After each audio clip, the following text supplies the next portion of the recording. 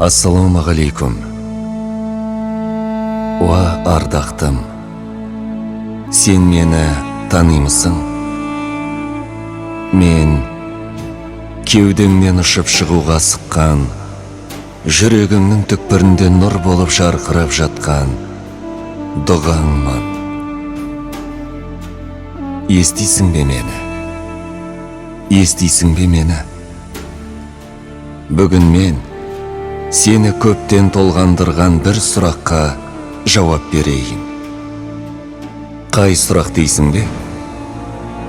Ол бақыт, мәңгілік бақыт. Адам баласының шексіз қалауы жан тыныштығы. Ал қасиетті Құранда жүректер Алланы еске алумен ғана тыныштық табады делінген. Ал тыныштықтың кілті Алланы еске алуда болса, Рамазан сол еске алудың ең мейірімге толы кезі. Жүрегі тыныш адам ең бақытты адам. Ал сол тыныштыққа бастайтын, жүрекке нұр құятын, рухты тазартып, өміріңізге береке сыйлайтын қасиетті мезгіл Рамазан айы. Сондықтан Рамазан шынайы бақыт айы. Рамазан айында Алла тағала адамға бақытты болуды үйретеді.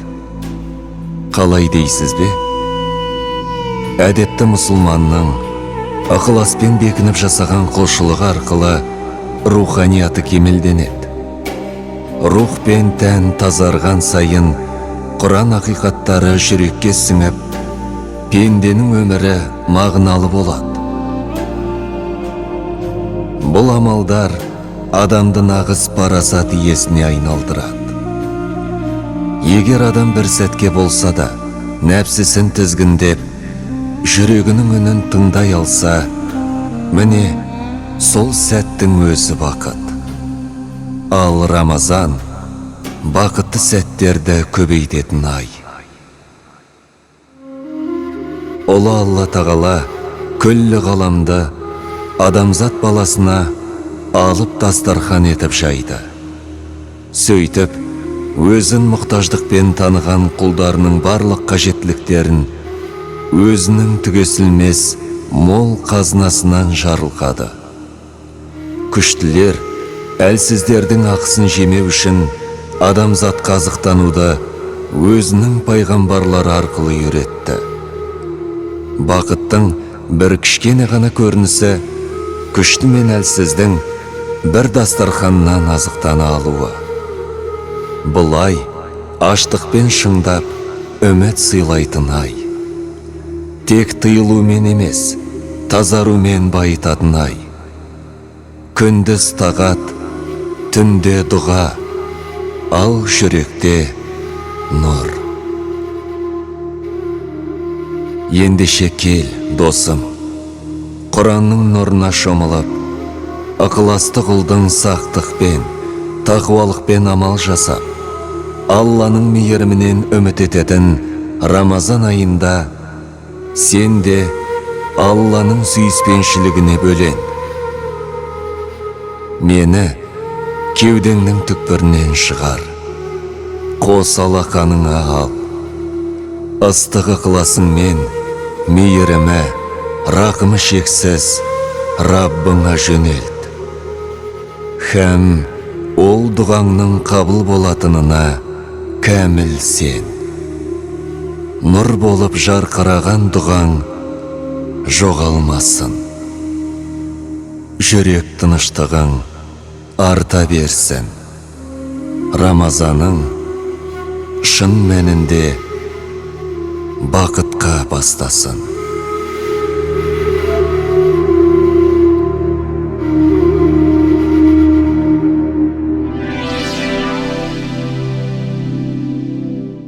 Ассалаумағалейкум, сүйенгені ар, сүйгені сәлем болған, елдігі мен татулығы ерен болған қастерлі қазақ елі.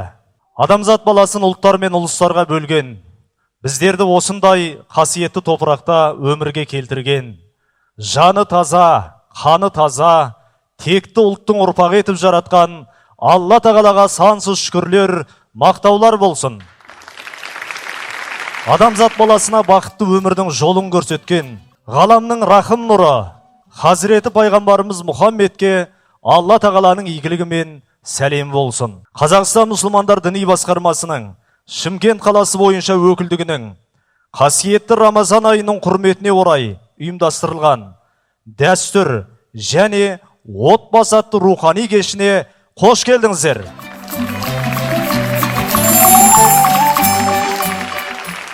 Батамен ер көгерер, Аллаға шүкір баталы халықпыз.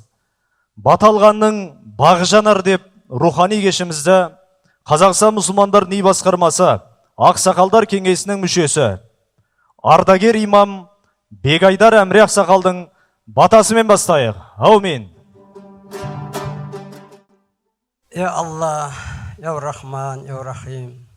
Мінекей алыс жақыннан қадам басып келген осы көп баршамыздың дұғамызды жерге тастай көрме Алла.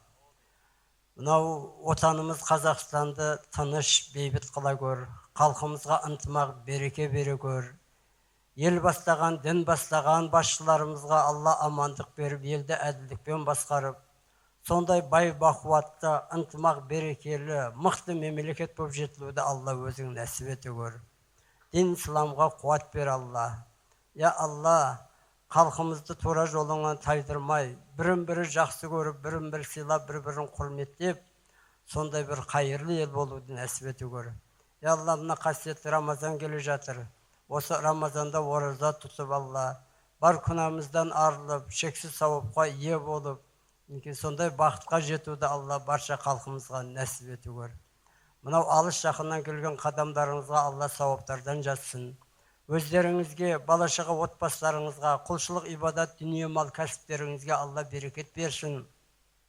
Жақсылармен құда жекжат болып, жақсы жерден келін алып, жақсы жерге қыз беріп, солардан немере шөбере шөкшөп сүйіп, үлкен қажата, қажажы болып, Алла баршаңызға қайырлы, бақытты өмір берсін. Осы халыққа мінекей Рамазан келгенін білдіріп, Рамазан туралы хабар беру ниетінде ұйымдастырған мынау өкілдігімізге, бас имамымызға, бүкіл қызмет қылып жатқан имамдарға баршаңыздан Алла разы болып, екі дүние жақсылық нәсіп етсін. Баршаңызға Алла амандық берсін, береке, бірлік берсін, қайырлы өмір беріп, ақырет жайымыздың жәннаттан болуын нәсіп етсін. Аллаху акбар. Амин. Қазақта құт деген сөз бар. Береке, болшылық, баршылық, көркем қарым-қатынас, сыйластық, мейірімділік пен рақымдылық, осыншама игілікті, адамзат аңсаған ұлы нығметтердің барлығын қазақ халқы құт деген бір ауыз сөзге сыйдырған. Қазақ танымында құт тек байлық емес, ол үйге ұялаған береке, елге орнаған тыныштық, адам мен адам арасындағы ізгілік. Құт қонған жерде татулық бар, мейірім бар. Олай болса, бүгінгі рухани кешіміз құтты болсын. Сахна төріне құттықтау сөз айту үшін Шымкент қаласының бас имамы Бағдәулет Қажы Нұрматұлын сіздердің ыстық ықыластарыңызбен, құрметтеріңізбен шақырайық. Аса қамқор, ерекше мейірімді, рахымды Алла тағаланың атымен бастаймын. Барлық мақтаулар бүкіл әлемдердің жаратушысы Раббымыз Алла тағалаға тән. Пайғамбарымызға, оның отбасына Алланың сәлемі мен игілігі болсын. Ассалаумағалейкум, құрметті ақсақалды аталар мен ақ жаулықты аналар, іні қарындас, бауырлар, баршаларыңызды шын жүректен алдымызда келе жатқан қасиетті Рамазан айымен құттықтаймын. Бұл қасиетті Рамазан айында адамдар өздеріне міндет болған Алланың бұйрығын орындайды, көптеген осындай сауапты істерге кенеледі. Міне осының мақсатында, біз осыны түсіндіру мақсатында бүгін осы дәстүр және отбасы құндылығы тақырыбында осындай бір іс-шараны ұйымдастырып жатырмыз. Әрине оған осындай іс-шараға көмектескен барлық әкімшілікке, дін істер басқармасына баршасына рахмет, Алла риза болсын дегім келеді. Бүгін сондай бір рухани кеш. Осы кеште біз мынау көріністер, неше түрлі термелер естесіздер, және уағыз Құда қаласа болады. Соның барлығын естіп, өздеріңізге рухани азық алып, енді білесіздер, адам баласы жан мен тәннен жаралған, тәннің азығы мынау күнделікті жеп жүрген тамағымыз болатын болса, жанның азығы енді осындай рухани уағыз, насихат, осындай кештерде біз өзімізге көптеген рухымызға азық алады екенбіз. Сол себептен біз осындай қасиетті Рамазан айының келе жатқандығына байланысты осы іс-шараларды ұйымдастырып жатырмыз. Осы қасиетті Рамазан айындағы жасайтын барша мұсылмандарымыздың құлшылығы қабыл болсын. Қасиетті Рамазан айы енді айта кетейін, биылғы жылы Орта Азия ғұламаларының пәтуа бөлімдерінің келісімімен және осы синоптикалық мамандарымен соның барлығын анықтап, биылғы жылы 19 ақпанға кеп кіреді. Осы 18 күні ең бірінші таравих намазы оқылады мешіттерде. Енді біз ақпарат бермегенде кім ақпарат береді? Және біздің қаламызда 60-тан асса мешітте таравих намазы оқылады, хатым Құран түсіріледі. Оның барлығын тағы да біз өздеріңізге әлеуметтік желі арқылы жеткізіп жатамыз. Енді құрметті жамағат, мынау қасиетті Рамазан айы сондай бір өзін рухани тәрбиелейтін мектеп айы болғандықтан, бұл Рамазан айына тек қана ораза ұстап қоймай, адам баласы жаңағы жанның, айттым ғой, адам баласы жан мен тәннен де жаралған деп, сол жанының тазалығымен айналысып, тек қана аштықпен емес, өзінің бойындағы басқа да бір жаман қасиеттері болатын болса, содан арылып, тілінен сақ болып, құлағына сақ болып, көзіне сақ болып. Енді білесіздер, әлеуметтік желі жарқ жұрқ еткен қазіргі заман, неше түрлі ашып қалсаң, неше түрлі нәрселерді көресің. Міне сондай нәрселерден сақтанып, бір сауатты тақуалықпен өткізетін ай. Міне осы айда баршамыздың құлшылық ғибадаттарымызды Алла тағала қабыл етсін. Алла баршамызға разы болсын. Мынау дәстүр және отбасы құндылығы деп арнайы айтып отырмыз, себебі пайғамбар алейхиссаламның хадисі бар, білесіздер. Сендердің ең жақсыларың отбасыларыңмен жақсы болғандарың. Себебі мен отбасыммен өте жақсымын деген екен. Алла тағала баршаларыңызға разы болсын, қатысқандарыңызға риза болсын, баршаларыңыздың тілектеріңізді, дұғаларыңызды Алла қабыл етсін. Рахмет. Аумин. Көп-көп рахмет, Мағдәулет Нұрматұлы. Қадірлі қауым, қызға 40 үйден тыйым деп жатамыз. Асылында қызға 40 жақсы нәрсе үйретілмесе, тек тыйым мен оның тәрбиесінің жемісті болуы екі талай. Асылында асыл дініміз тек тыйымдар дін емес, ол даналық пен парасаттың діні. Жақсылық, ізгілік дәріптелетін бұл кеште айтылған аталы сөздер, әндер мен термелер, дәстүрді дәріптейтін рухани қойылымдар көңіліңізге көрік бермесе, көлеңке түсірмейтіні анық. Бүгінгі кеш рухани байып, қасиетті Рамазан айына ықыласпен қадам басуларыңызға дәнекер болсын. Қиямет қайымға дейін сөз өлмейтін бабаларымыздың бірі Асан қайғының термесі орындайтын Тәттімбет Керей ұлдарыңыз.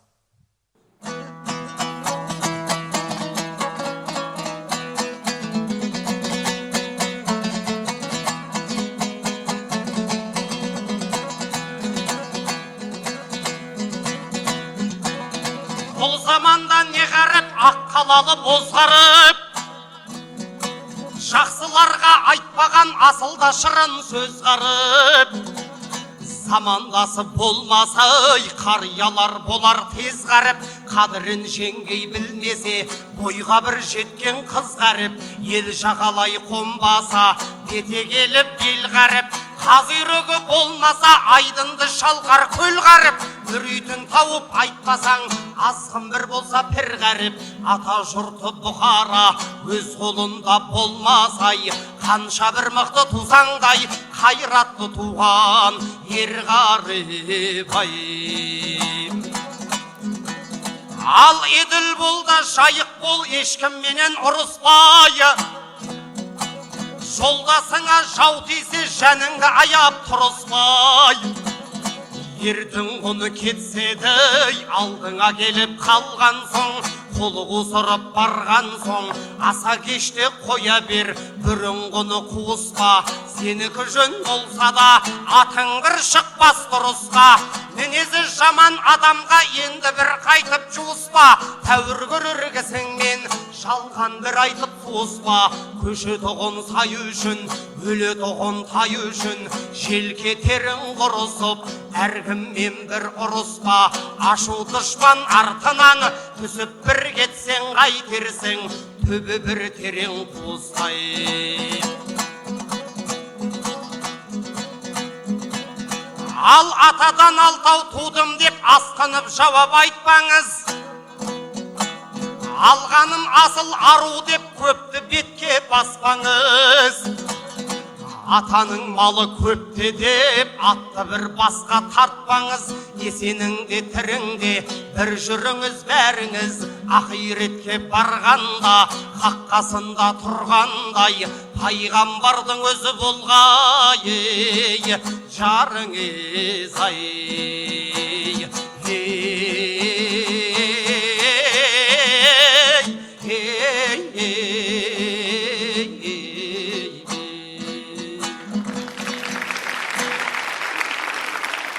Қалқаман Саринның сөзіне жазылған Айгүл Есжанованың әні «Рамазан».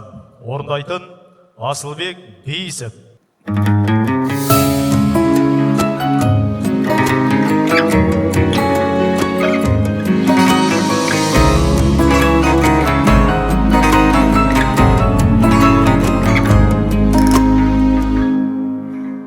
Нығмет нұрын Алланың шашып келген Рамазан, бар қақпасын жәннаттың ашып келген Рамазан. Ақ жанымды арылтып күмәнді ізден Рамазан, тура жолды нұсқаушы Құран түскен Рамазан. Сағындыршы шүлдетші қаталатшы Рамазан, қияметте болатын шапағатшым Рамазан. Жамандықты өшіріп пешенеден Рамазан, жақсылықты өсіріп еселеген Рамазан. Қия бассам құтқарып қиянаттан Рамазан, тыныштықты жүрекке ұялатқан Рамазан. Сағындыршы шүлдетші қаталатшы Рамазан, қияметте болатын шапағатшым Рамазан.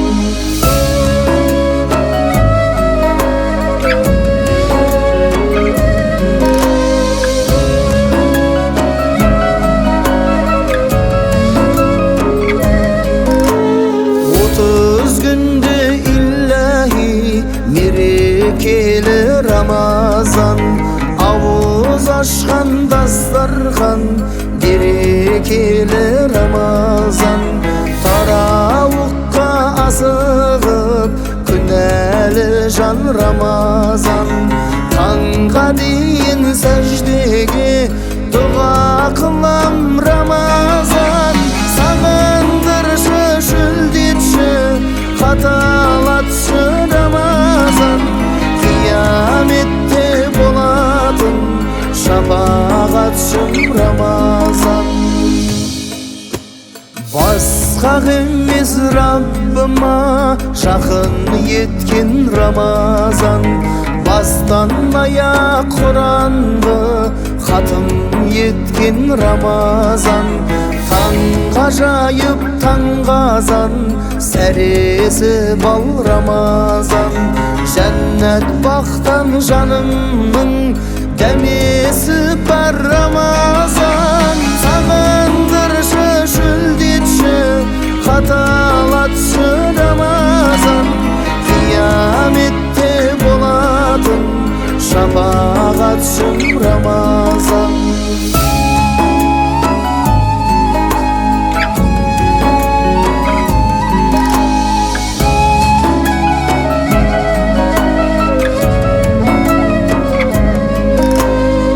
Айдан да қайырлы қадір түнім Рамазан. Сол түнді іздеп таппайды-ау жаным тыным Рамазан. Мейірімге мұқтажбын, кешірімге Рамазан. Шүкір Алла жеткіздің осы күнге Рамазан. Сағындыршы жүлдетші қаталатшы Рамазан. Қияметте болатын шапағатшым Рамазан. Сағындыршы жүлдетші қаталатшы Рамазан. Қияметте болатын шапағатшым Рамазан. Қияметте болатын шапағатшым Рамазан.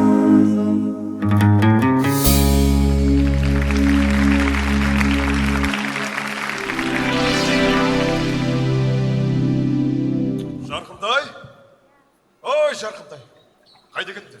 Жарқынтай, ау әке, ау Жарқынтай, ау әке. Қалай?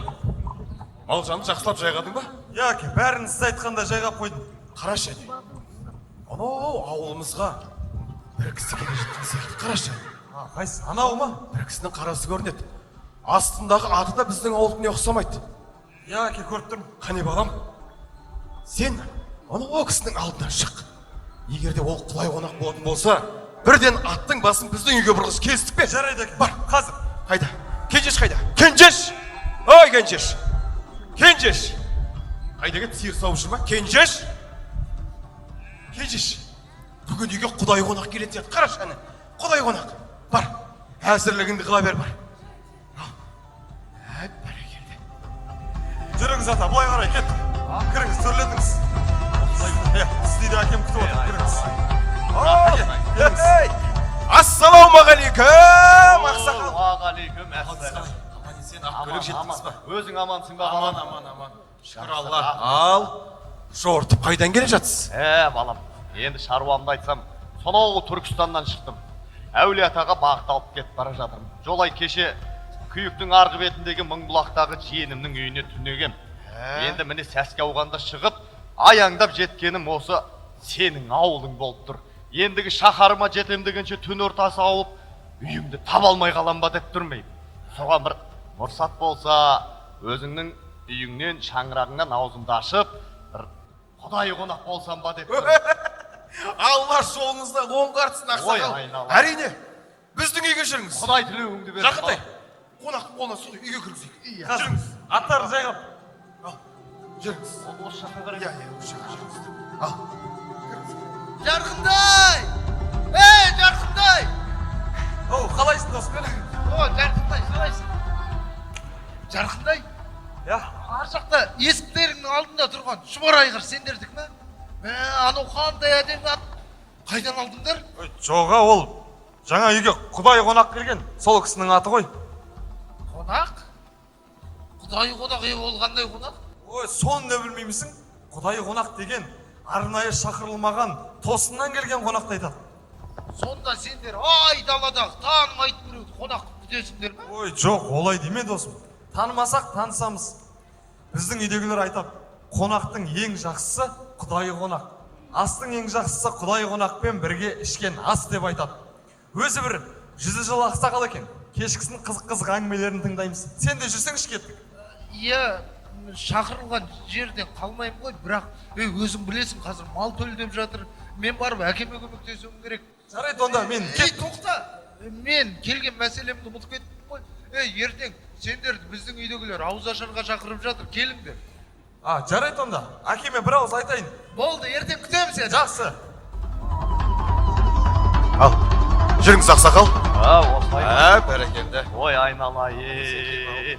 Мынау ел мұраты жету демекші, тәуекел деп шыққан құлына құдай тағалам өзіңдей асыл азаматты жолықтырғанына шүкір деймін. Мұратбек, мына өзіңдей асыл азаматтың төрінен орын бұйырды. Мына келінжанның шырақтың қазанынан дәм бұйырды. Кеше аузымды аштым, мінекей бүгін сәресі де бұйырып тұр екен.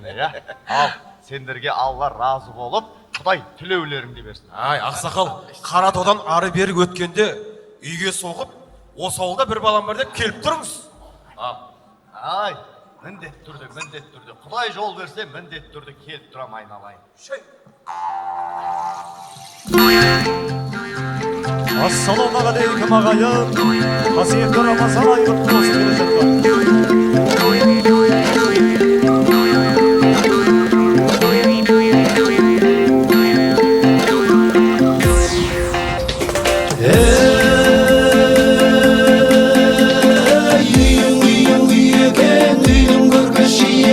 Ақсарайдай боздатқан қайсы байдың үйі екен, бай үйіне берекет, қаша берсін бәрекет, кірсін дәулет есіктен, шықсын бейнет тесіктен, шарапазан жарықтық жақсы дейді ау есіккен. Ассалаумағалейкум мұсылмандар, мойынын хақ жолына ұсынғандар, құт орнап отбасыңа бағың артсын, бір Алла қабыл етсе сің доңдар. Рамазан айы келді ей жарандар, бұл айдың фәзілеті кәлемде бар. Өлеңі жарапазан айып емес, мүмінге осылайша болған хабар. Ей балалардың мінгені жорға тай болсын, жорғалатып келгенде байдың көңілі жай болсын. Ай жағынан қарасаң алтын терең орнасын, күн жағынан қарасаң күміс терең орнасын. Бөлшіл бол, боз торғайдай төршіл бол, бәйтеректей бүрлі бол, пайғамбардай нұрлы бол. Мұхаммед үмбет айтқан жарапазан, оразан қабыл болсын ұстаған жан.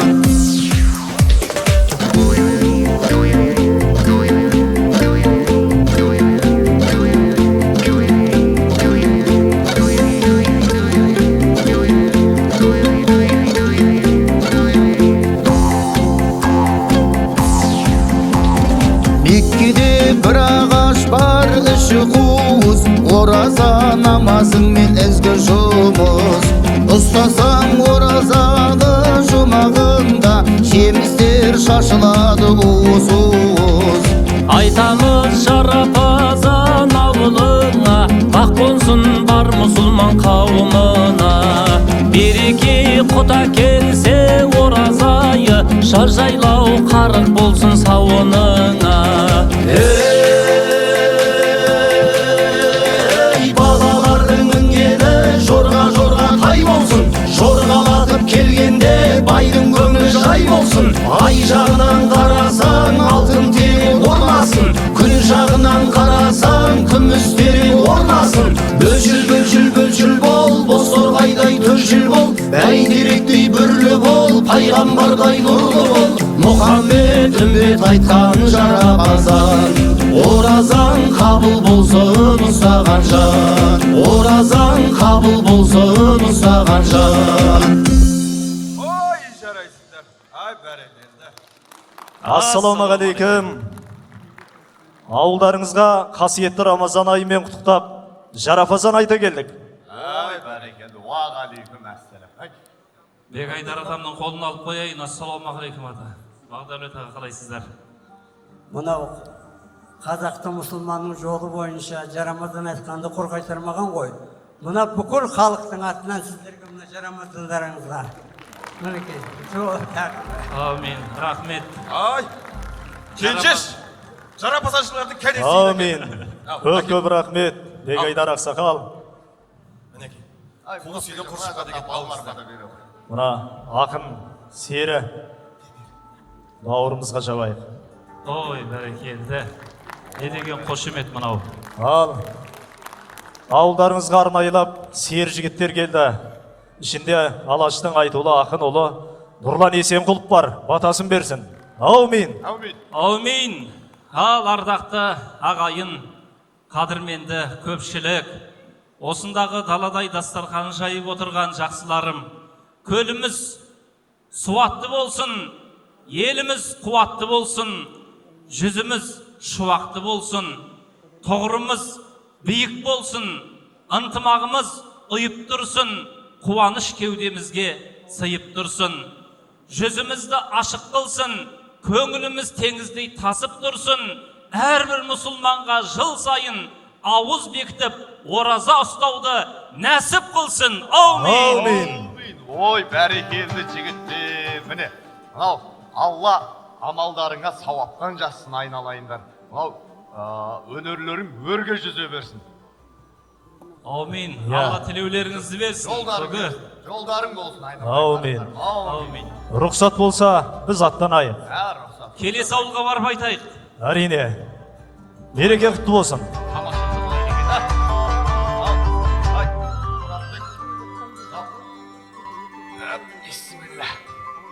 Жол мұраты жету демекші, енді ерте күнді кеш қылмай мен де мына таң намазымды оқып, сәресіні жеп алдым, енді жолым аттанайын. Ал, иләхияумен қолдарың жайыңдар. Ал, қыдыр дарысын, бақ қарасын, дастарханның байлығын берсін, деннің саулығын берсін. Жаратқан ем жар болып, екі дүниенің бақытын нәсіп етсін. Аумин, Аллаху акбар. Ал, бисмилля тұрайын.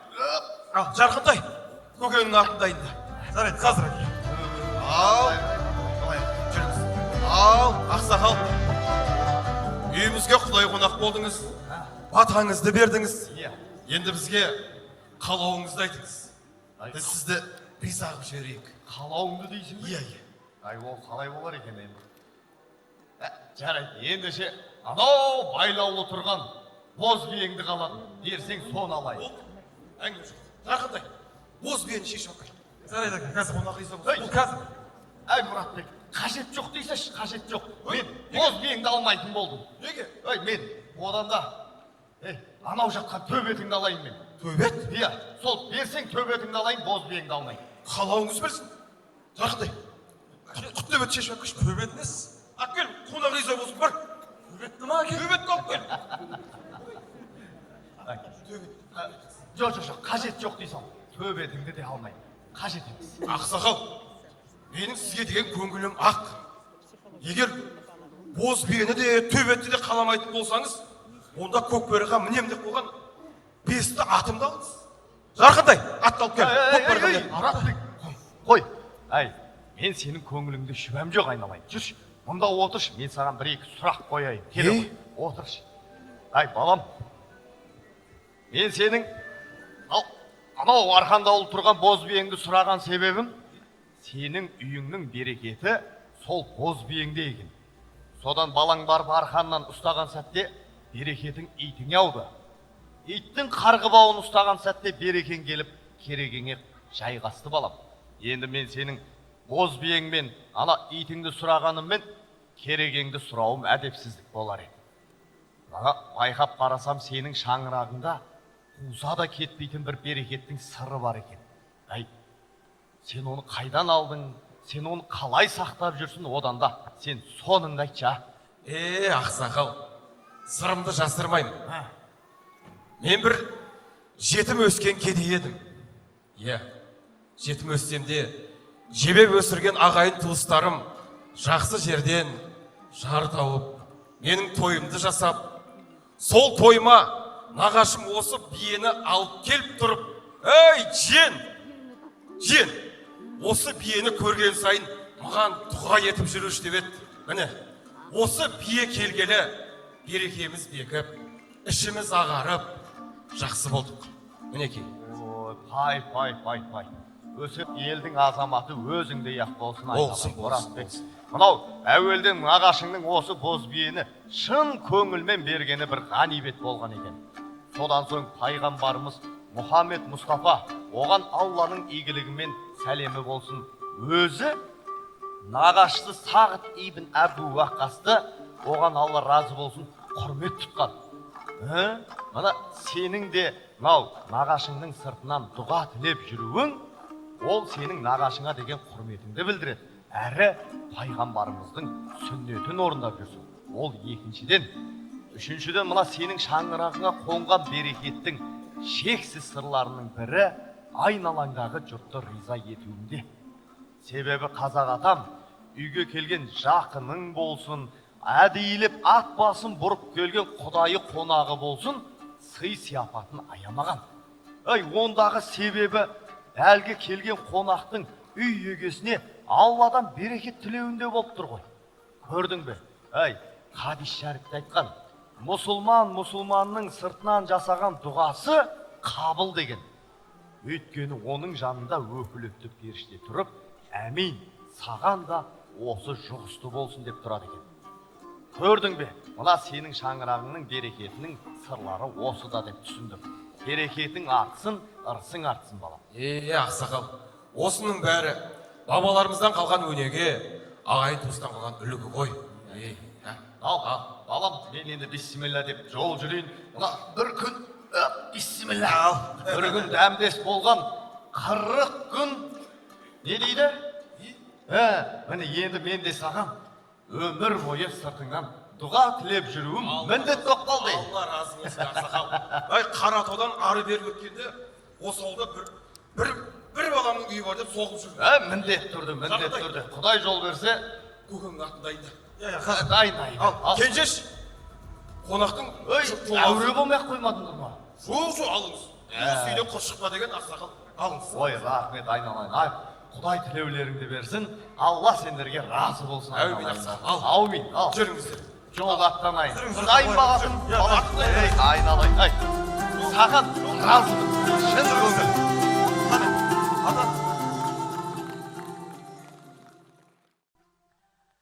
Ең ұлы сенім Аллаға деген сенім. Адамды адамның алдындағы сенімнен айыратын ол өтірік. Пайғамбарымыздың саллаллаху алейхи уассаламның хадис шәріпінде мұсылман адам қорқақ болуы мүмкін, сараң болуы мүмкін, әсте өтірікші болуы мүмкін еместігі айтылады. Өтірік сенімнің жауы.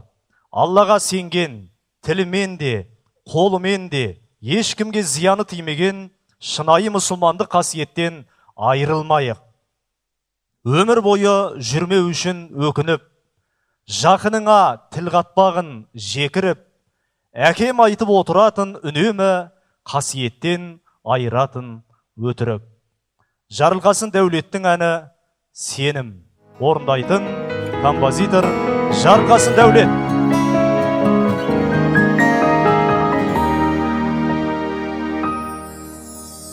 Аңсаған арман, самсаған жолдар, ұсынар жанға сан мұңын.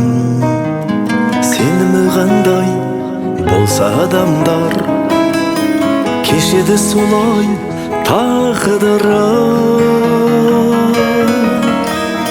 Жаныңды өмір күліп сыздатар, жүрмейді оған жарылығын.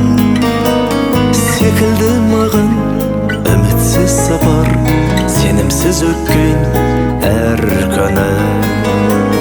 Секілді маған үмітсіз сапар, сенімсіз өткен әр күні. Сенімсіз жанға жолыма деген әкенің сөзі еске алдым. Ақылға соны санаған мені, кеш байқап бәрін кеш қалдым. Биікке шығу қашанда қиын, құлап кетуің бірақ сәт. Сенімді қолдан жасауда қиын, жасаған жандар жүр ақсап. Сенімді қолдан жасауда қиын, жасаған жандар жүр ақсап.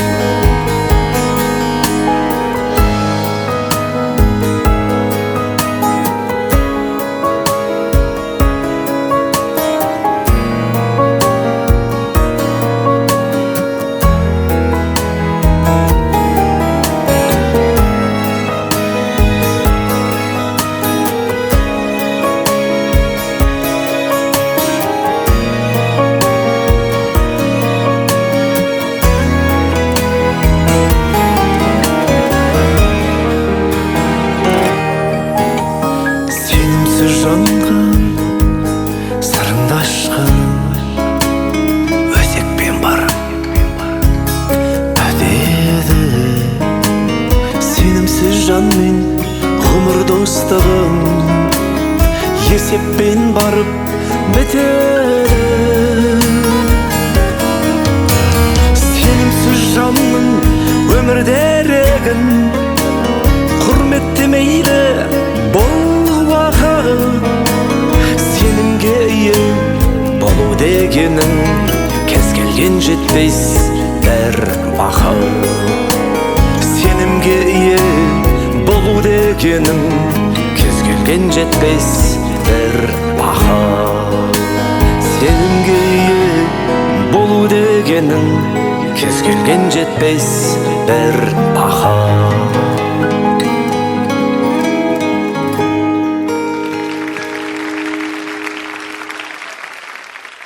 Ілгерде Мұса алейхиссаламның қауымы бір күнәға ұрынды. Алла тағала оларға ашуланып, Мұсаға былай деді: еліңе 3 түрлі зиян жіберемін. Біреуін таңда. Олар бірі аштық, бірі ауру, бірі алауыздық деді. Пайғамбар қауымдағы қариялармен кеңесе келіп, ұлық Алла не аштық, не ауру жіберсін. Бірақ алауыз болмайық. Ынтымағы кеткен елдің қыздары күң болар, ұлдары құл болар деді. Пайғамбар өз жұртының таңдауын айтты. Сонда Алла оларға разы болып, елдің ынтымағын ойлаған ер мені бір деп таниды. Ынтымақ үшін күрестіңдер, сол үшін сендерге кешірім жасаймын деді. Ынтымақты өмір кеңесіп, сырласып өмір сүрген отбасыға, отанға тұрақтайды. Кеңесті ел кеммес. Қазақстан мұсылмандар діни басқармасының ғұламалар кеңесінің мүшесі, Сейтжан Қари мешітінің имамы Әміре Ерсін Бегайдарұлын сахна төріне шақырайық. Ассаламу алейкум, ардақты ағайын, құрметті аға, іні, әпке қарындастар. Баршаңызға Рамазан айы құтты болсын. Осы ай елімізге, халқымызға жақсылығымен, берекесімен келсін. Алла тағала Құран кәрімде ұлы 5 парыздың бірін баяндап, А'уду биллахи минаш шайтанир раджим. Я айюхаллазина аману кутиба алейкумус сияму кама кутиба алаллазина мин qablikum лааллакум таттақун. Ва иман келтіргендер, алдыңғыларға ораза парыз етілгендей сендерге де парыз етілді, тақуалыққа қол жеткізерсіңдер деді. Енді осы ораза қай айда ұсталатындығын баяндап, келесі аятта Алла тағала «Шахру Рамадан аллази унзила фихил Құран» Рамазан айында Құран түсірілді деді. «Фәмән шахида минкумуш шахра фәльясум». Кімде-кім сол айға жетсе, ораза ұстасын деді. Демек, Алла тағаланың парыз еткен оразасы, 30 күн оразасы Рамазан айында ұсталады. Және бұл ай тікелей Құранмен байланысты ай. Өйткені Рамазан айында Алла тағала бізге Құранды түсірді. Сол үшін де пайғамбарымыз саллаллаху алейхи уассалам өзінің хадисінде қиямет күні адамға Құран мен ораза шапағатшы болады деді. Бұл жерде пайғамбарымыз саллаллаху алейхи уассалам Құран мен оразаны бірге айтып жатыр. Демек, Рамазандағы ораза мен Құран оқу, сол айда Құранмен бірге болу, бірге жүреді. Құран мен ораза қатар жүретін құлшылықтар. Пайғамбарымыз саллаллаху алейхи вассалам бұл жерде ораза мен Құранның бөлінбейтін дүниелер екендігін айтып жатыр. Демек, әрбір мұсылман бұл айдың күндізін оразамен, түнін Құранмен, құлшылықпен өткізуі тиіс. Ораза хадисте иесіне: «О Алла тағала, маған осы құлыңа шапағатшы болуға рұқсат ет, өйткені мен оны күндіз тағамнан ішу жеуден тыйдым» дейді. Құран болса: «О Алла тағала, осы құлыңа шапағат етуге маған рұқсат бер, өйткені мен оны түнгі ұйқыдан тыйдым» дейді. Демек, мұсылман адамның оразасы Алла бұйырғандай болу үшін, Алла бұйырған деңгейде, пайғамбарымыз саллаллаху алейхи уассалам көрсеткен деңгейде болу үшін, күндізі адам ораза болуы керек, ал түнде Құран оны ұйқыдан тыю керек. Яғни түннің бір уақытында Құранға көңіл бөліп, Құран ол адамды ұйқысынан тыюы тиіс. Сол кезде Құран әлгі адамға: «Мен оны түнгі ұйқыдан тыйдым» деп айта алады. Ал егер сіздің түніңізден Құранның ешқандай үлесі болмаса, онда сіз бұл хадистегі адам болмайсыз. Сол үшін де осы Рамазан айын біз Құранмен өткізуіміз керек. Рамазан айы Құран айы, әсіресе түні. Неге? Өйткені Құранның өзі де түнде түсті. Алла тағала: «Инна анзалнаху фи лайлатил қадр». Біз Құранды қадыр түнінде түсірдік деді. Демек, бұл айда біз күндіз ораза ұстауымыз керек. Түнде тарауих намаздарына қатысып, Құранды бастан аяқ тыңдайтын болсақ, сол біздің қиямымыз, яғни түнгі намазымыз болмақ. Пайғамбарымыз саллаллаху алейхи уассалам: «Мән сама рамадана иманан ва ихтисабан ғуфира лаху ма тақаддама мин замбих». Кімде кім Рамазан айында иманмен, тақуалықпен, сауабын үміт етіп ораза ұстаса, оның өткен күнәлары кешіріледі деді. Екінші бір хадисте: «Мән қама рамадана иманан ва ихтисабан» деді. Кімде кім Рамазанның түнін намазбен өткізсе, иманмен, тақуалықпен, ол адамның өткен күнәлары кешіріледі деді. Демек, бізге міндет болған екі нәрсе бар екен. Біреуі сиям, екіншісі қиям, яғни біреуі ораза, екіншісі түнгі намаз. Ал оразаның түнгі намазы бұл тарауих намазы. Сол үшін де бәріміз тарауих намазына қатысып, имамның артында тұрып, Құранды бастан аяқ тыңдайық, және әрқайсымыздың жеке хатымымыз болуы керек. Пайғамбарымыз саллаллаху алейхи уассалам Рамазан айы келген кезде Құранды Жибрейл алейхиссаламға тапсыратын болған. Және соңғы Рамазанда 2 рет тапсырған. Яғни Құранды Пайғамбарымыз саллаллаху алейхи уассалам өзі бастан аяқ оқып шыққан. Сол үшін де Рамазан айында әрбір адам Құранды бастан аяқ хатым жасап шығуы тиіс. Бұл Пайғамбарымыздан бізге қалған сүннет. Соған әрекет етейік. Алла тағала Құран кәрімде Пайғамбарымыз саллаллаху алейхи уассаламның Раббысына жасаған шағымын баяндайды. Пайғамбарымыз Раббысына шағымданып: «Вақала расулу я Рабби инна қауми иттахазу хазал Құр'ана махджура». «Ва Раббым, менің қауымым Құранды тастап қойды» дейді. Ғұламаларымыз айтады: кімде кім Құранды оқымаса, оны тыңдамаса, оған амал етпесе, оны басшылыққа алмаса, ол адам Құранды тастап қойған қауымға кіреді дейді. Ал Құранды тастап қойған қауымға кірсеңіз, солардың қатарында болсаңыз, онда Пайғамбарымыз саллаллаху алейхи уассалам сіздің үстіңізден Аллаға шағымданып жатқан адамдардан болып қаласыз. Сол үшін де Құранға көңіл бөлейік. Үлкен имамдарымыз, имам Абу Ханифа, имам Малик, имам Шафии, имам Ахмад секілді ғұламалар Рамазан келген кезде бүкіл басқа сабақтарын тоқтатып Құран оқуға кіріседі екен. Неге? Өйткені Рамазан айы бұл Құран айы. Рамазан айы Құранмен тікелей байланысты ай. Алла тағала ертең қияметте тұтқан оразасы, оқыған Құраны, шапағатшы болған құлдарына нетсін.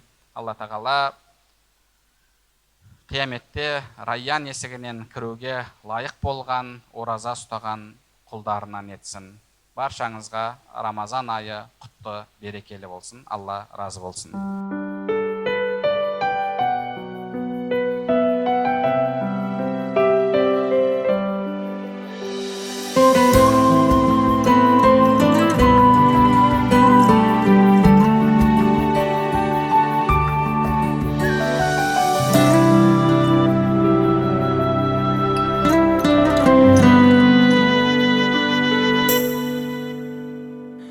Пенделік жасаған күнәмнен, әбіліс тудырған күмәннен, құлқынды құлған құмардан, бәрінен сақташы ұл Аллам. Қорға сәбірден Алла, жанға сабыр бер Алла. Қолда пендеңді Алла, орна кеудемден Алла. Әлхамдулилля, тілімде тәубә. Жанымды жақын қып Құранға, шырақты ұстатшы тұманда. Бәріне сабыр мен шыдауға, нәсіп ет рақымды ұл Алла. Қорға сәбірден Алла, жанға сабыр бер Алла. Қолда пендеңді Алла, орна кеудемден Алла.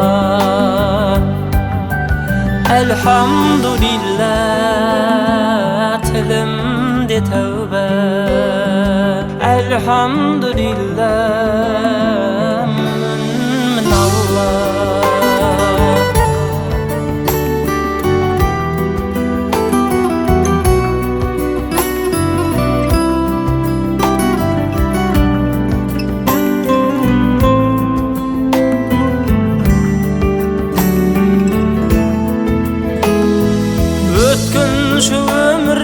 құл етпе, кіретпе, жанымды жүдетпе. Хақ жолын табатын түнекте, хақ ілім нәсіп ет жүрекке. Қорға сәбірден Алла, жанға сабыр бер Алла.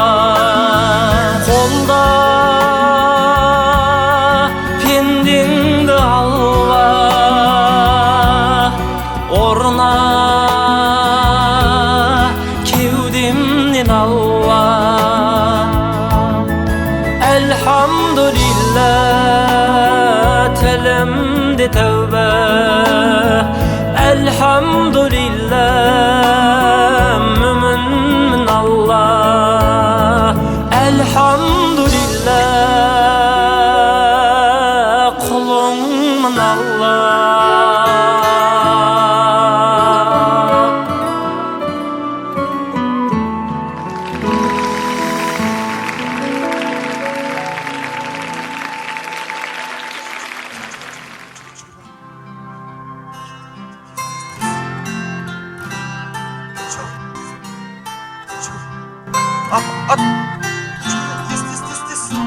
Даусын жай қойшы. Мына жаққа, мына жаққа. Жай қойшы деп мен сабақ қарап отырмын ғой. Ой, Ахмет, қойшы. Жай қой. Ана жаққа барып. Жай қой. Иә, қалайсың?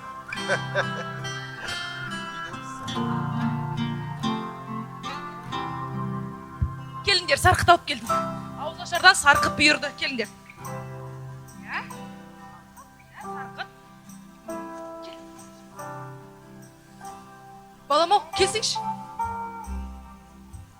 Ой, сарқыт жемеймін. Мен қазір бургерге тапсырыс беріп қойғам.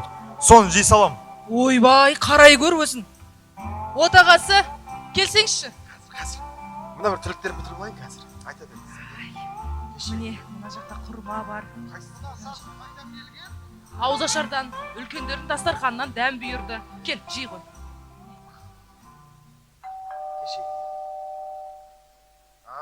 О, анашым, мен сарқытым келді қазір.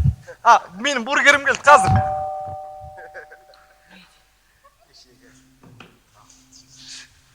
Жей ғой.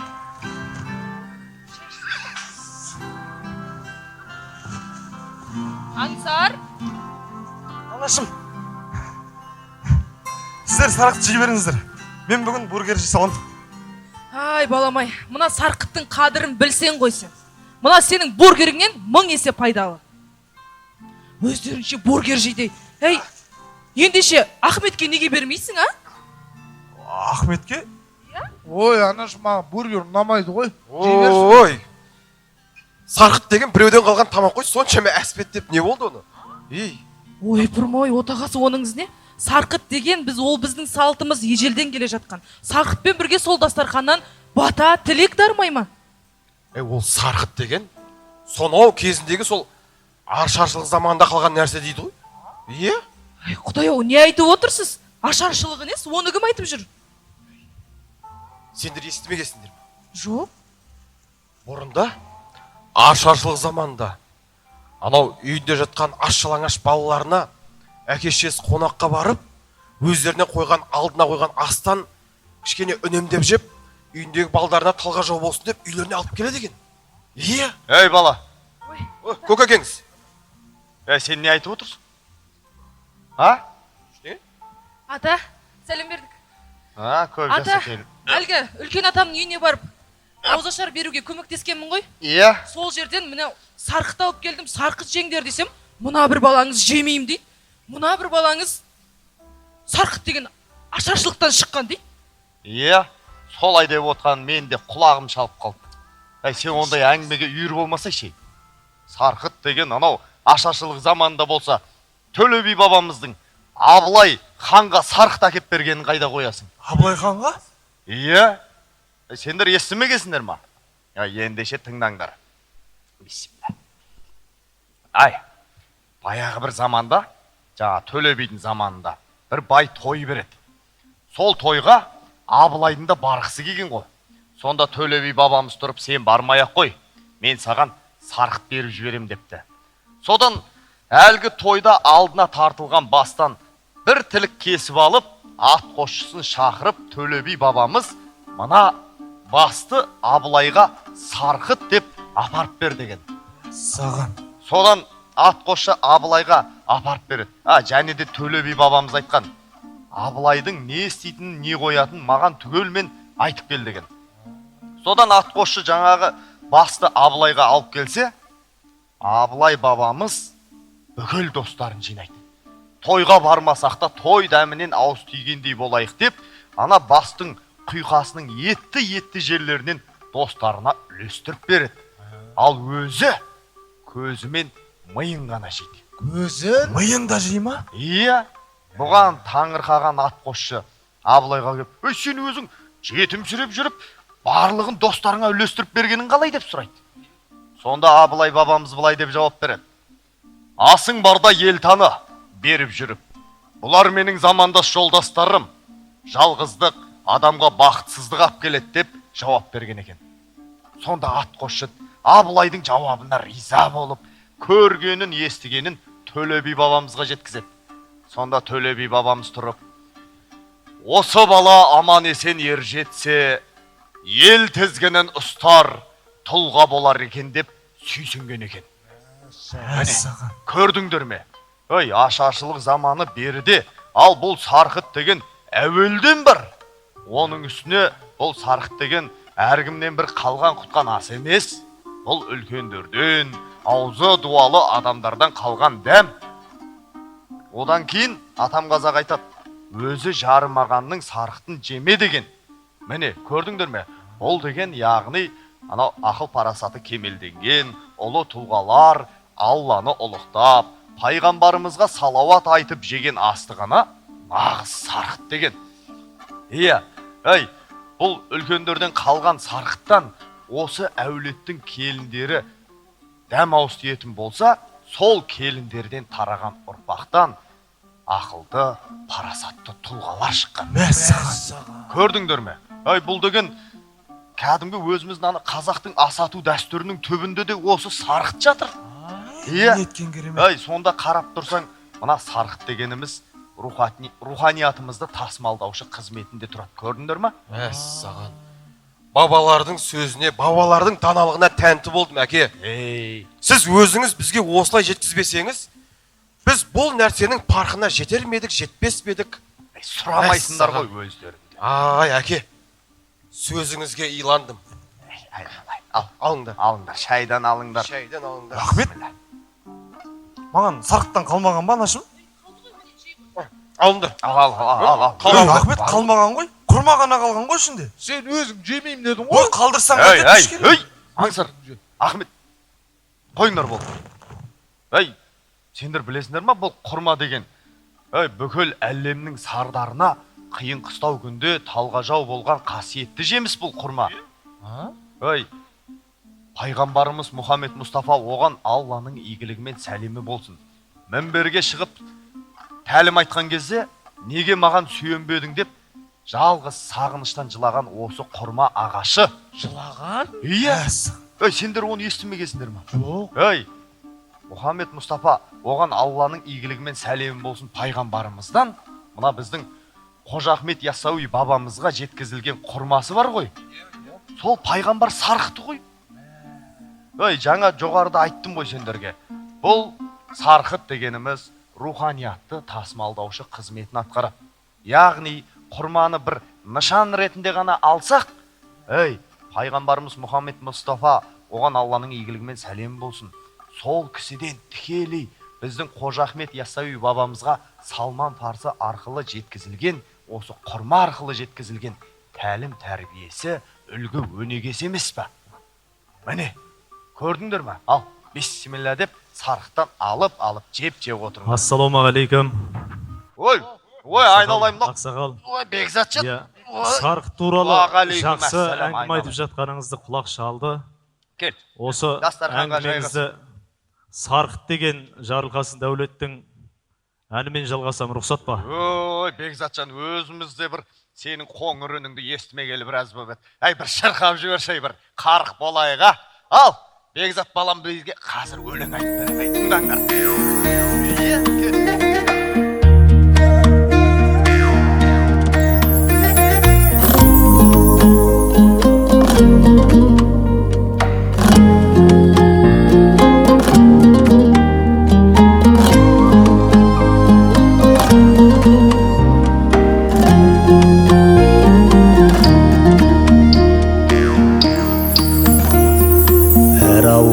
Төрінде бір атам бар, әр атамның аузында мың мақал бар.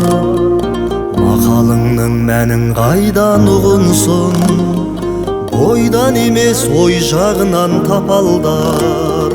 Сыбағаннан қағылмайын құрғалып, сарқыт ішіп отырайын сыр бағып. Ата сендей сұңғылақ арт болайын, сақалыңды бер жасыма бір малып. Ұлтымыздың ұлылығын ұғына, ғұрпымыздың жету үшін құнына, басқа жұрттың айналмауға құлына, барқыт емес сарқыт керек ұлыңа.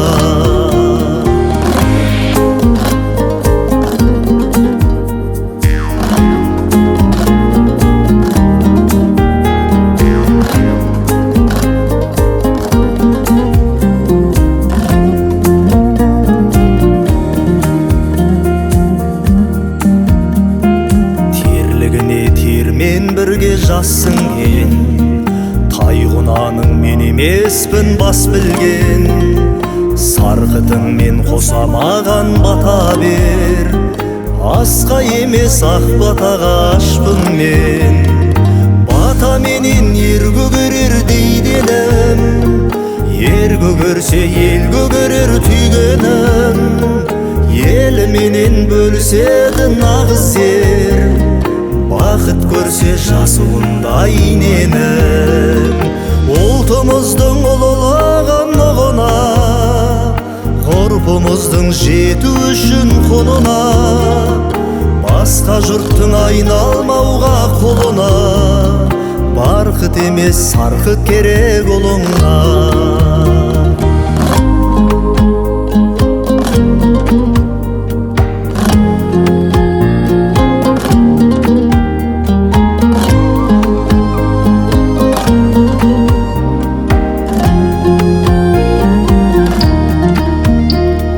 Жабырқатпай әр жылың мен әр айың, мақтанғана бурыл тартсын самайың.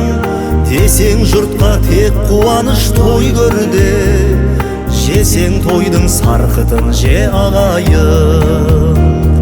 Десең жұртқа тек қуаныш той көрде, жесең тойдың сарқытын же ағайын.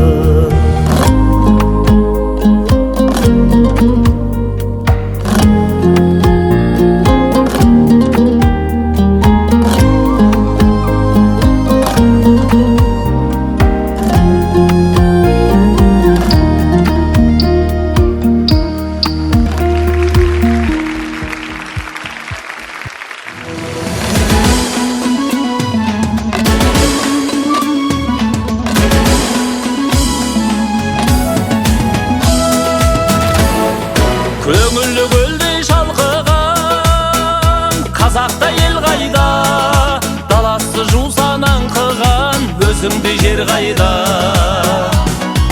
Таусылмас саған айтарым, ардақтап өтейін, бабадан қалған байтағым, садаған кетейін киелін. Күлімдеп жатқан көлден, көкарай шалғын белден, құбыла соққан желден айналайын. Тілегін тәңір берген, қасиет қонған елден, ел үшін туған ерден айналайын.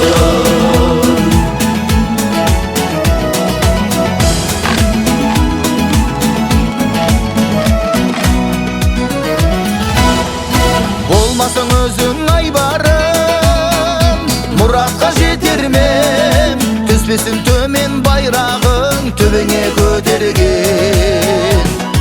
Ғасырлап күткен арманға кеңдігім асқаған, ұлына Алла жар болғай елімді бастаған киелім.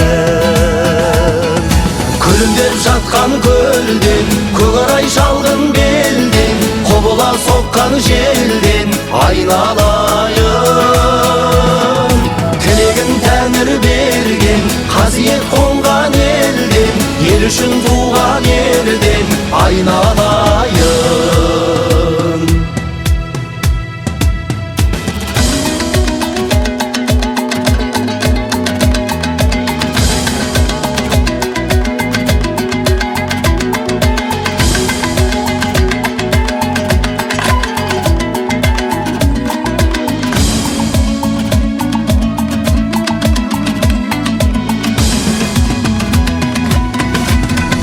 Күлімдеп жатқан көлден, көкарай шалғын белден, құбыла соққан желден айналайын. Тілегін тәңір берген, қасиет қонған елден, ел үшін туған ерден айналайын. Күлімдеп жатқан көлден, көкарай шалғын белден, құбыла соққан желден айналайын. Тілегін тәңір берген, қасиет қонған елден, ел үшін туған ерден айналайын.